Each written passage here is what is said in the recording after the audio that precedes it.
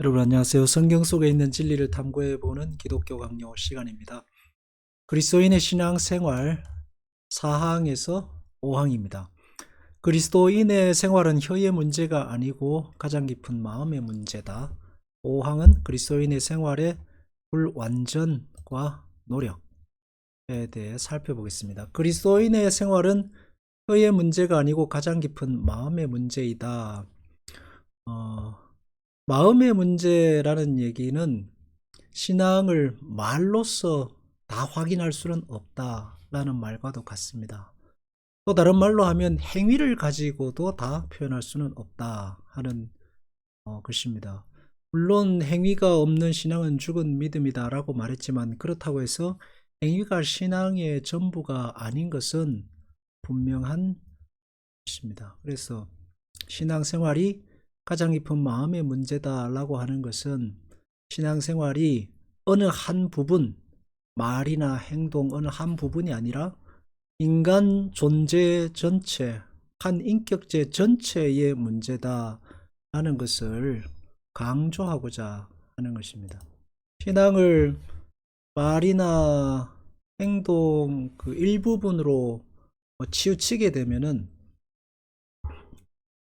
바른 신앙을 갖는 데에 굉장한 걸림돌이 될 수 있기 때문이겠습니다.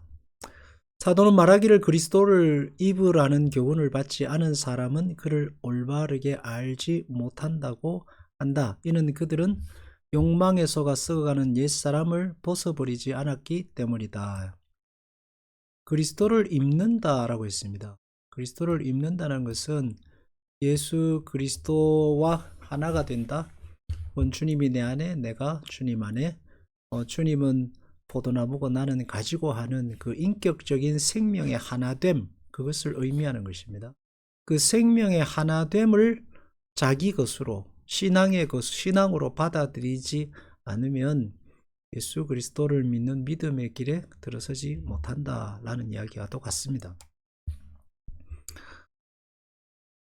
다른 말로 하면 자기 욕망을 그대로 가지고 있으면서 자기 욕망과 싸우는 싸움이 없이 그 마음의 영적 내면의 전쟁 없이 단지 입으로 행동으로 하나님을 고백하고 예수 그리스도를 고백하고 믿고 따른다고 해서 신앙의 길을 갈 수는 없다, 이런 이야기입니다. 복음은 혀의 교리가 아니고 생명의 교리이기 때문이다. 다른 연구 분야에서는 오성과 기억력만으로 이해할 수 있지만 복음은 그렇지 않다. 복음을 해득하려면 복음이 영혼을 전적으로 점령하고 속마음의 가장 깊은 곳에 자리 잡고 그곳에 안주하지 않으면 안 된다. 세상 학문들은 대부분 다 여기서 말하고 있는 오성에 관한 것들입니다. 지식과 지혜, 그리고 또 어떤 깨달음 이런 것들에 관한 거지, 세상의 학문이 인간의 영혼과 삶, 그리고 어떤 다른 대상과의 관계를 다루는 그런 학문은 없습니다. 그러니까 사람의 인격과 동떨어져 있죠. 그렇지만 신앙은 사람의 인격의 문제다라는 이야기입니다. 속마음의 가장 깊은 곳에 자리를 잡고 그곳에 안주한다 했는데, 안주한다는 말은 자리를 잡고 거기서 살지 않으면 안 된다. 신앙이 예수 그리스도와 함께 사는 삶이 되어야 한다라는 이야기입니다.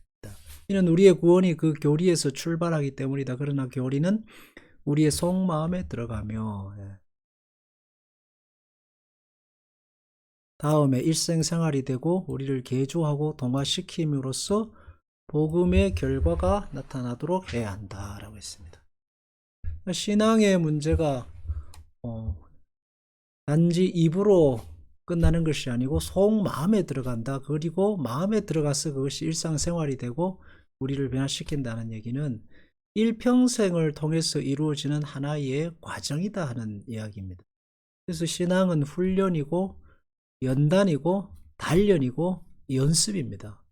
한순간에 위로부터 이렇게 번쩍이는 것이 내려서 획득하고 나면 그 다음 모든 것을 다 얻는 경지에 이르는 그런 게 아니라 어떤 한순간에 약을 한 개 먹던가 한순간에 무슨 대단한 능력을 받으면 모든 것이 끝마치는 것이 아니라 평생토록 이어지는 마음, 그리고 생활의 문제, 자기 자신의 변화의 문제, 자기 부인의 문제라는 것을 강조하고 있습니다.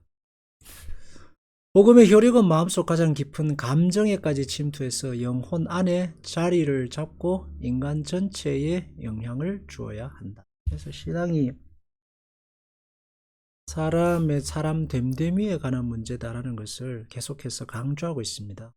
기능의 문제가 아닙니다. 뭐 방언을 한다 못한다, 찬양을 잘한다 못한다, 성경을 잘 읽는다 못 읽는다, 기도를 몇 시간 한다 안 한다, 이런 기능의 문제가 아니라 인간 됨됨이의 문제다라는 거예요. 그러한 기능들이 물론 있어야 됩니다. 기도하고 찬양하고 뭐 방언도 필요하면 해야 되고, 하지만 그러나 그것만 한다고 해서 거기서 끝나면 참 시작도 못한 거죠. 그것을 통해서 우리의 감정과 영혼 깊은 곳까지 영혼을 주어서 사람이 바뀌는, 변화되는, 조금씩 새로운 눈이 열리고 새로운 마음, 새로운 가치관을 갖게 되는 곳까지 가는 거죠.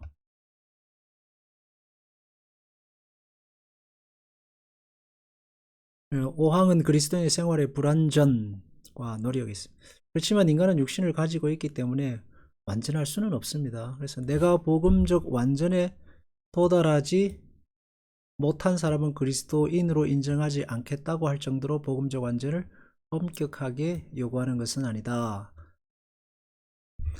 완전에서 멀지 않은 사람은 한 사람도 없기 때문에 모두 교회에서 몰아내야 돼. 이거 완전에서 멀지 않은 사람은 한 사람도 없다.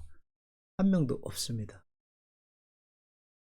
아무리 연습하고 훈련하고 노력하고 은사를 받아도 사람은 사람, 육체적 연약함에서 벗어날 수 없다는 것이죠. 이것을, 그런데 신앙을 가리켜서 무슨 하나님의 백성이냐 아니냐를 어떤 기준을 가지고 갈라내기 시작하면 그때부터 신앙의 세계가 아니게 되는 겁니다. 교회의 목적은 삶 공동체입니다. 훌륭한 사람, 아주 멋진 사람, 탁월한 사람을 골라내서 어떤 사명을 맡기고 어떤 목적을 이루는 게 신앙세계가 아닙니다. 신앙생활은 그 반대라고 할 수 있습니다. 학교나 군대가 아니고 그 반대로 가정과 같은 곳이 신앙생활입니다.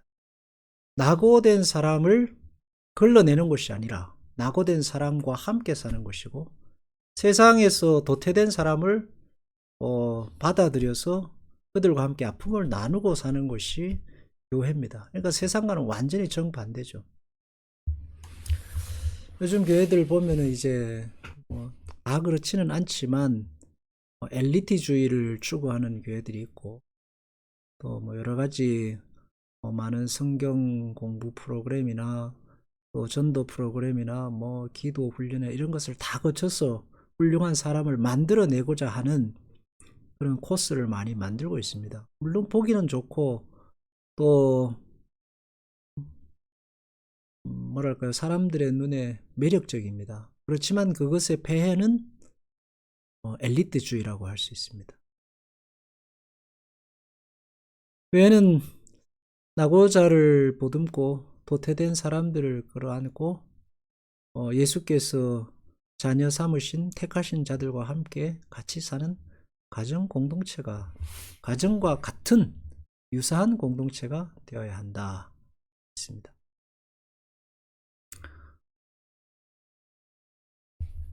우리가 진심으로 목표로 삼아야 할 것을 눈앞에 세우고 우리가 노력해서 도달해야 할 목적지를 정하라. 말씀이 명령한 일들은 일부분은 실행하고 일부분은 우리의 생각대로 버리는 그런 식이 아니라 하나님과 우리가 나눈다는 것은 합당치 않기 때문이다. 신앙생활은 모든 것을 받아들이는 거죠. 취사 선택이 아니라 하나님 말씀도 이거는 내 거, 이거는 나한테 안 맞으니까 아닌 거가 아니라 모든 하나님을 인격으로 받아들이는 겁니다. 그러니까 하나님을 나눌 수 없습니다. 뭐 나는 머리만 붙들겠다, 나는 다리만 붙들겠다 이러면 기형이 됩니다. 일례로 다윗의 골리앗 그 싸움만 붙들고 주구장창 신앙생활 하면 이 기형적 신앙생활이 됩니다. 모세 홍해만 붙들면 신앙생활이 기형이 됩니다. 기형. 멋이 없어지고 깊이도 없어지고 뭐랄까요, 이 넓어지지 않는다라고 할 수 있겠죠. 거기에는 뭐 인내나 고난이나 기다림이나 배신자와 원수를 왜 옆에 하나님께서 두셨는가 하는 그런 이해 불가한 삶에 대한 고뇌가 없습니다. 그래서 신앙에 필요한 것은 그 반대편들, 뭐 욥기에 이해할 수 없는 고난, 다윗의 도망 다니는 사건, 모세의 40년의 무명의 생활, 그리고 뭐 요셉의 형제들의 배신, 이런 것들이 어떻게 보면 신앙의 더 큰 부분을 차지한다라고 할 수 있습니다.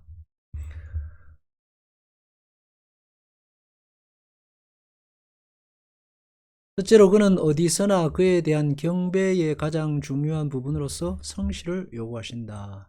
경배, 여기서 성실이라는 말은 부족함이 없는, 어떤 뒤로 물러섬이 없는 걸 말하는 게 아니라 영역입니다. 전 영역. 나의 100% 열심과 순수를 의미하는 것이 아니고, 인간은 하나님께 아무리 열심히 노력해도 100% 순수를 가질 수 없습니다. 어떤 사람들 보면 당신의 기도가 아직도 차지 않았다, 마음이 깨끗하지 못하다는데, 그건 참 사람을 죽으라는 말입니다. 어떻게 어디까지 채워야 되는 거예요? 그리고 얼마나 깨끗해야 깨끗해집니까? 사람이 육신을 입고 이 땅에 사는 동안 100% 깨끗한 사람은 없습니다. 그래서 여기서 말하는 성실이라는 것은 영역이죠. 숨기는 곳이 없는, 내가 살아가는 모든 순간, 설사 죄를 짓는 순간이라 할지라도 하나님과 함께 있다는 그 하나님 자녀로서의 인식, 그 성실을 말하는 것입니다. 진실한 단순성, 간사함이나 가장이 없는 마음, 솔직함, 두 마음과 반대되는 마음을 의미한다. 이것은 올바른 생활의 출발점은 영적인 것이라고 하는 말과 같다. 영적인 생활에서는 거룩함, 의로움을 함량하고 체득하기 위해서 마음의 깊은 감정을 진심으로 하나님께 바친다.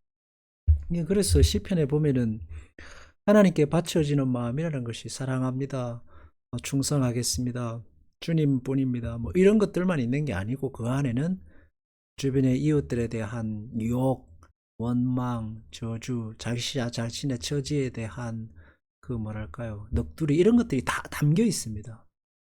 그런 어떻게 보면은 무의미한, 무용한, 사람들이 그게 무슨 신앙이라고 치부하는 것까지 거룩함과 의로움을 함량하는 곳에 있어야 한다. 하나님이 그런 것들을 사용하셔서 신앙을 만들어 가십니다. 마음 깊은 곳에 있는 감정은 결국은 인간의 절망이거든요. 하나님 없이는 살 수 없다는 인간의 절망이 가장 깊은 마음 깊은 곳에 있습니다. 근데 사람들은 그것을 터부시합니다. 하나님, 절망하게 되면 믿음이 없어서 그렇다, 기도해야지, 있다고 말들을 하는데, 그 모든 인간의 어두운 부분들까지도 하나님 앞에 내놓고 그것을 가지고 싸울 때에 거기서 신앙이 이제 일어나는 거죠.